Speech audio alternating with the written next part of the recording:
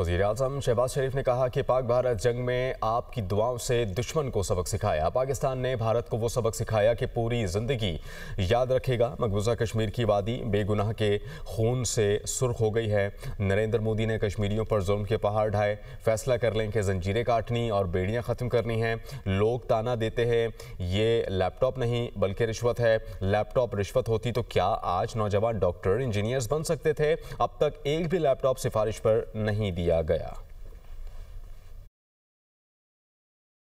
अभी हालिया दिनों में जो जंग हुई मई में, फौज के लिए जिस तरह आपने कामयाबी के लिए दुआएं की, मैं समझता हूं कि ये दुआएं थी जिससे अफवाज पाकिस्तान ने हिंदुस्तान को वो सबक सिखाया कि सारी उम्र याद रखेगा।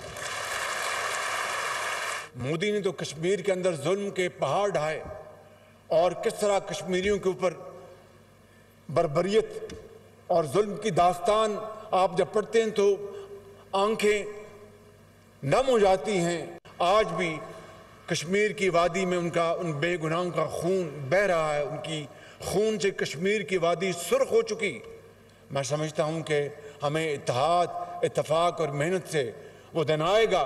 मेरे बुजुर्गों, मेरे भाइयों और नौजवान बेटों और बेटियों, मेरी बात याद रखना कि अगर हम ये फैसला कर लें कि हमने ये जंजीरें काटनी हैं, ये बेड़ियां हमने ख़त्म करनी हैं, तो फिर मैं समझता हूं कि वो दिन आएगा जब आपकी मेहनत और अज़मत से कश्मीर बनेगा पाकिस्तान और मकबूजा कश्मीर ज़रूर आज़ाद होगा। जो मुझे उस वक़्त ताना देते थे कि ये रिश्वत है, लैपटॉप नहीं रिश्वत है, अगर रिश्वत होती तो आज आप डॉक्टर्स इंजीनियर बन सकते थे। एक लैपटॉप सिफारिश के साथ नहीं दिया गया।